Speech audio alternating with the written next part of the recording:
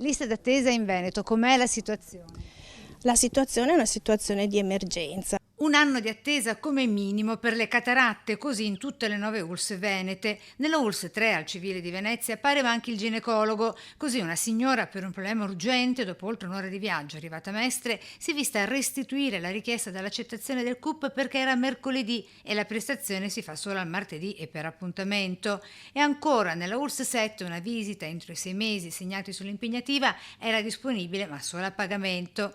Soltanto alcune delle testimonianze riportate ai sindacati nell'indagine condotta da marzo a maggio corrente sulle 9 ULSS regionali sui tempi d'attesa per visite ed esami specialistici cercando di prenotare tramite CUP. Il 69% del campione da noi intervistato, che è di oltre 3.000 persone, non è riuscito a prenotare al CUP. Il 30%, quindi circa 3 su 10, sono riusciti a prenotare con il CUP, ma anche di questi non tutti, anzi molti, non sono riusciti a farlo nei tempi della prescrizione. Quindi abbiamo un 46% delle prestazioni entro i 30 giorni che non sono state prenotate dal nostro campione entro i 30 giorni e un 43% nelle prestazioni più lunghe dai 2-3 mesi. Le prestazioni più richieste su cui si è effettuata questa indagine, la diagnostica per immagini, oculistica e la visita cardiologica, solo per citarne alcune.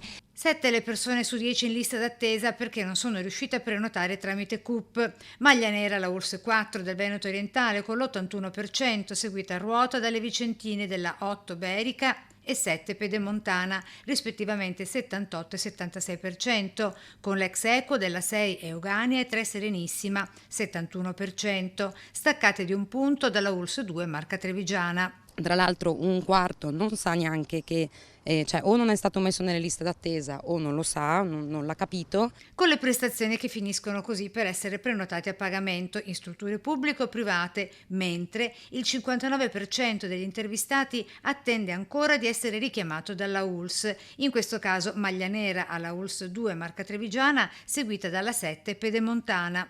Nel campione c'è un 68% di anziani, quindi questo è un dato da tenere a mente.